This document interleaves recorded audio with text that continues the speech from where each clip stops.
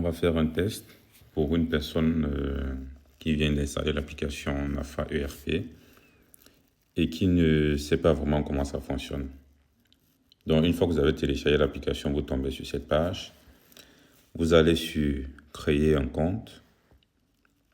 Une fois que vous êtes sur « Créer un compte », ici, je rappelle que nous sommes sur iPhone. Donc, sur iPhone, pour créer un compte, on est uniquement limité à créer un compte gratuit.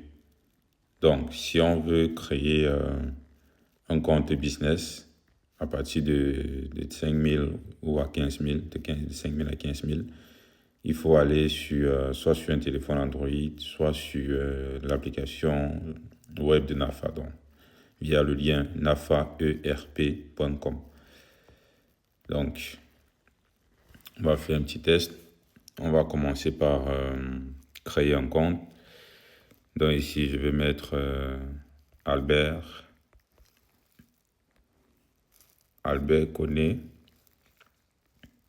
Et je vais dire, ça c'est le nom de mon commerce. Donc ça sera la boutique Koné. Mon secteur d'activité, c'est optionnel. Je peux le laisser vide. Mais je vais dire que Albert Koné, par exemple, a un atelier de couture. Et en termes de numéro de téléphone, je vais dire, je vais mettre un numéro lambda. Hein. Donc, ne m'écrivez pas ce numéro en pensant que c'est le nôtre. Donc, email, je mets albert.koné. Ici, vous allez mettre votre email personnel, @gmail.com. Alors, l'email ici est important parce que il va vous aider en cas d'oubli de mot de passe. Donc, si vous oubliez votre mot de passe ou encore quand il va falloir vous envoyer des informations importantes relatives à votre compte. Par exemple, si vous avez pris l'abonnement d'un abonnement, par exemple, le Light de 5 000 ou Business de 10 000 et que cet abonnement arrive presque à expiration, nous allons vous envoyer des rappels par mail ou encore des rapports journaliers par rapport à vos ventes. Donc, en termes de mot de passe ici, je vais mettre un mot de passe simple. Mon mot de passe.